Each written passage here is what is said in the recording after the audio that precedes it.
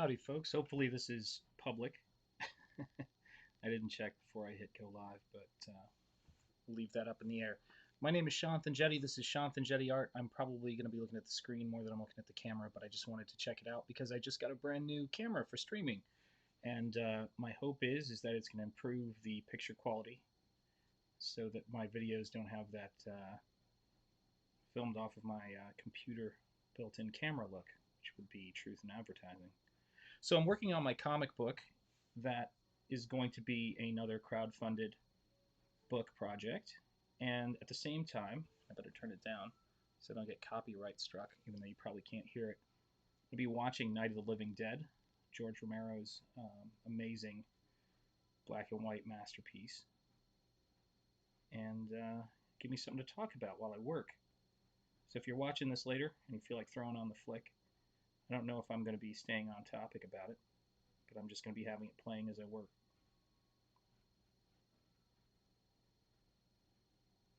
There we go. So I'm putting some detail into this creature that is very much inspired by H.P. Lovecraft's Cthulhu mythos. And as someone who actually went to school where the artist who did the relief sculpture in Call of the Cthulhu went, or Call of Cthulhu, but I always say Cthulhu because it just it feels right, even though it's wrong. And who grew up, or I should say, who moved to Providence to go to college and still lives in Rhode Island. H.P. Lovecraft casts a pretty long shadow over fiction and creativity in this state, and there's a lot of there's a fan event, and there's a lot of other references in his books that are places where I've worked and places where I've been. So there's something that was really interesting to me is that I really wasn't into that stuff early on, and kind of found out about it and got to it a little bit later. And so I wanted to tie something into what I'm doing right now because it's such a great pantheon of not even just a pantheon of characters. It's a whole way of viewing horror, and it's a whole way of thinking about things that I just find really compelling ever since I read my first H.P. Lovecraft short story. And so it wouldn't be right for me in terms of if I'm doing a project like this, which is all about what I'm passionate about and what I'm interested in, it wouldn't seem like it'd be the right thing to do to not have that element in it, just like it wouldn't be right to have, this kind of story without having, werewolves and vampires in it who will also be making an appearance. So this is page 2. Page 3 is finally in my head. Got that figured out. And much like there's H.P. Lovecraft, there's also a little bit of the King Kong sacrifice in this. So from the 1933 movie King Kong, I'm a major King Kong fan. In addition to seeing the Hulk back there. Actually, let me see if this makes it even more interesting. There you go. You can see some of the stuff that I have kicking around behind me here when it comes to doing work. So, yeah, so there's some of my artwork back there. And then that's page 1. That's some trading cards I'm working on right now that are going to be perks coming down the line for some of my Indiegogo projects. And then there's Todd McFarlane's Hulk, Spider-Man, original artwork, Spawn, Hellboy, Nosferatu, The Crow, Batman, King Kong, Godzilla, and I've even got original 1933 King Kong over there. So all the stuff I'm passionate about. Is it as good as Horror Monster Collectibles YouTube channel? Hell no, but it still makes me happy. That's all I have to say. That is my favorite channel on YouTube, I have to tell you. Love that channel. Horror Monster Collectibles. That guy, whenever I'm feeling creatively stuck, I will check out his channel. His channel and The Choice Voice are two of my favorite channels. There we go. And I was just watching another cool channel, Resort TV 1, which they did a walkthrough of Universal Studios in Orlando. And one of the cool things about that was they went on the E.T. ride, and I'm a major E.T. fan. I was just watching the Xfinity commercial or whatever it was, where they reunited Henry Thomas with his Elliot with E.T. and I love that. But yeah, Horror Monster Collectibles is such a cool channel. He's got this massive horror collection. He's a really enthusiastic and positive guy, and he reviews, um, obviously different horror and monster collectibles. But he built a house and created a special room called the Slaughtered Lamb, inspired by American Werewolf, and it's just got some of the coolest stuff in it. Love that guy's stuff. And whenever I'm trying to get inspired, I'll put that on and just watch him walk through his horror collection. So yeah, really cool guy. But I love monsters. I love horror. Watching stuff like Night of the Living Dead makes me think about um, just independent art and independent work and independent comics, the stuff that I grew up on. Lately, my brain has been filled with the stuff I grew up on, which was work created in the 80s. And so I'm a Star Wars kid, Return of the Jedi kid. I'm a ET kid, and then of course 80s horror into the 90s. There we go. That's coming together. So yeah, this is going to be a fairly large. Move my camera way out so you can see it. It's going to be a pretty large page of this creature on the other side of a door, and we'll just see where that takes us. And then the other stuff I'm working on is is probably not suitable. Well, actually, well, it'll be on the stream. I don't care, but it's yeah, it's definitely much more sarcastic and irreverent than this stuff is. So it's cartoony, kind of in the style of Garbage Pail Kids, and designed to poke fun at some of the insanity of this modern time. Uh oh. They just got Barbara, and her brother is valiantly trying to save her. Such a shame. Poor Johnny won't be with us much longer.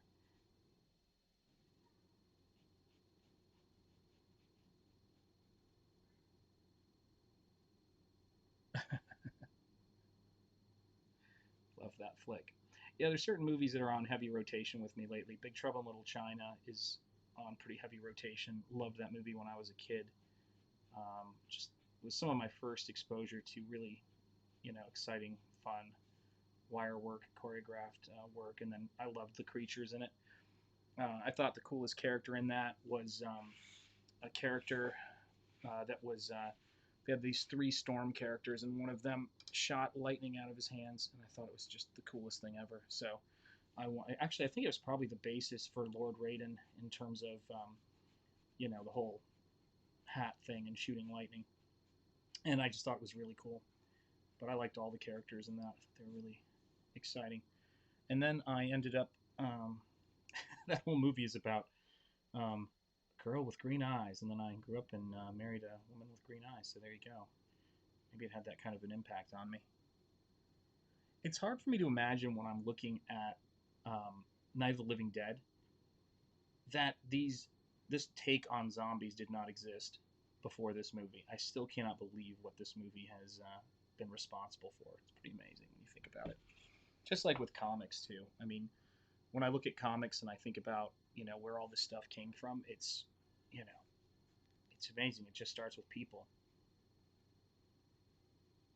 But yeah, I've been thinking a lot about just the whole YouTube thing and promoting your artwork thing, and how much how important it is to do and how much work it takes. And I'm learning from, and I mean, obviously you have to learn it on your own, but I've been watching a lot of YouTubers who are really good at it and thinking about it and going, all right, I got to just practice. And all of them say the same thing. They're like, oh, your first 100 videos and all your time on YouTube are just terrible, and it's you just have to get past it.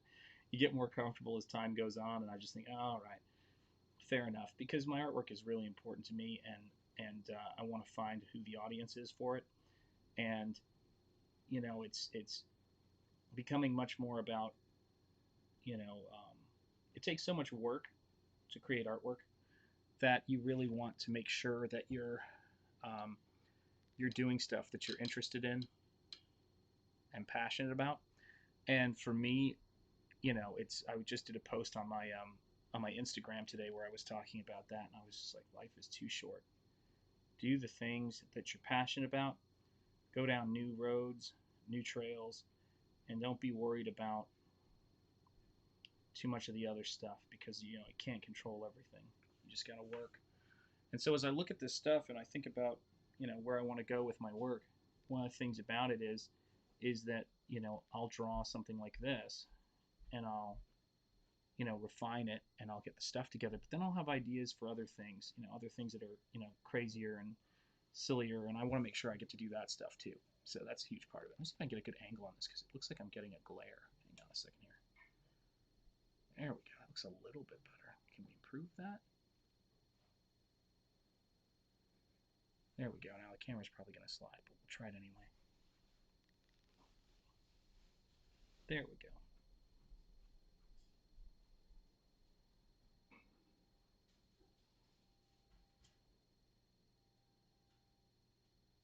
Let's see. Yeah, that's working. That's getting there. It's really fun to try out this new camera. I hope the picture quality is good. I think the sound is okay, but the last time I tried it out, one of the things I ran into was I had audio going in the background and I couldn't hear the audio, so I didn't realize how loud it was. Love you, buddy. My son just walked by. He's a good lad. And yeah, just trying to figure this stuff out. And the more of this stuff that I do, good evening, good to see you. The more of this stuff that I do, the more I get a handle on it, and the more I figure out what I want to do with the next project. But yeah, it is a blast doing this stuff. And oh, Barbara, I'm watching Night of the Living Dead right now in the background, and just saw Barbara just walked into the house where everything's going to go down. It's good to see you, John. Hope you are well. And there is some lag on this. I apologize. The latency on this is not great. I wonder if there's a way to option.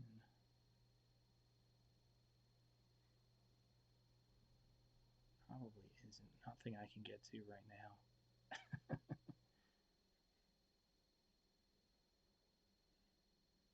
Yeah, I'm gonna have to look at that because there's always a tremendous lag between the stream and people commenting. It's like really, really slow, and I need to pick it up there, pick up the speed.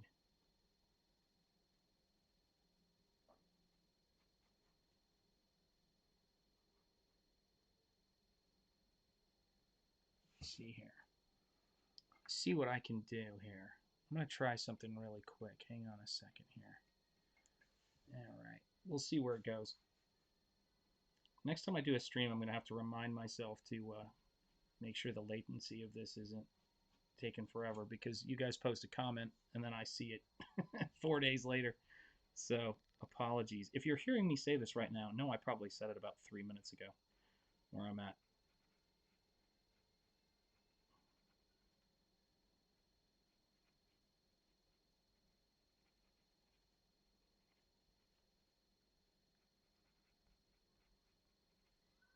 Just got another. Uh-oh. Barbara isn't doing so hot in Night of the Living Dead there. So I just got another order for books 1 and 2 that's going out to Germany. So we're going to get that packed and shipped off. But thank you to everybody who's been supporting these art books. And hopefully I'll be seeing you when I launch the Indiegogo and crowdfund the comic book. Um, just making sure I'm getting some of the detail into this here. I just realized the hand isn't in frame. There we go. That's a little bit better.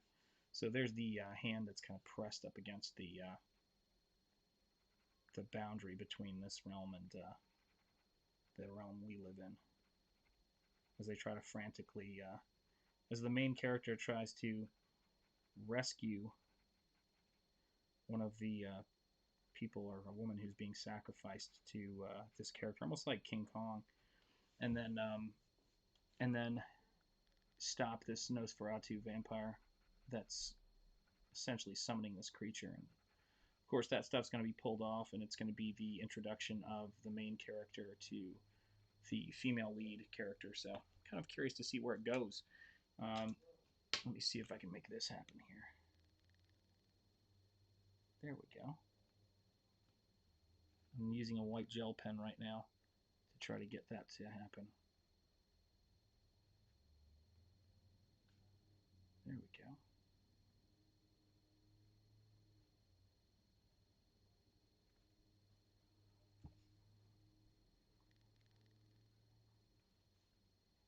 Dwayne Jones in Night of the Living Dead is absolutely amazing. I'm a huge, huge fan of Dwayne Jones. If anybody has Art Book 1, they know that I used Dwayne Jones's likeness in one of the pieces called Undead. I think, what was it called? Undead Medley. And it was just a homage to various zombie movies and undead or vampire characters. And yeah, it was a lot of fun to do. So I had a combination of mummies, vampires, and zombies. And then I had Boris Karloff from the movie The Walking Dead. I had a little reference to him in there. It's a lot of fun. It was a great piece to do because I just wanted to move into horror. And what I didn't know at the time, and I was talking about today, was that when I did that book, I had a suspicion that I was moving into comics. I did comic book work when I was a kid for a very long time. It was almost all of my childhood and all of my art ambitions were to do comics. And when I saw, what was going on in the independent comic scene, um, and it wasn't like I saw the independent comic scene and go, oh, that's, oh, there, comics. My passion for comics runs really deep, and I had to kind of put it away for a while because there just wasn't.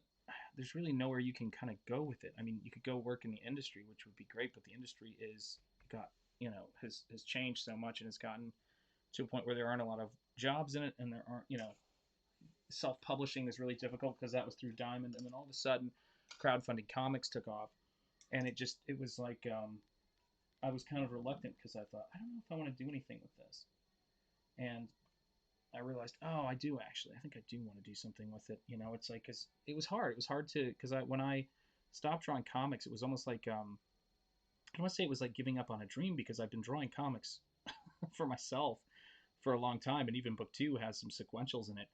But I just didn't want to open up that Pandora's box again, and I kind of realized it's like I self-published my first two comics before the age of 16, and then so after I did that, I did my first professional job when I was 17, and I've been in and out working on comics um, for a couple of years in between, but it was never anything I was particularly proud of, and it just was a lot of different things coming together when I was working. And let me see this here. I'm going to check something real quickly. All right, let me see. Oh, don't want that to come up because that's going to block the image. There we go. So since this is a test, I'm going to try something here. Let me see. I'm going to see if I can stop and resume this stream. So do bear with me, and we'll see where this goes.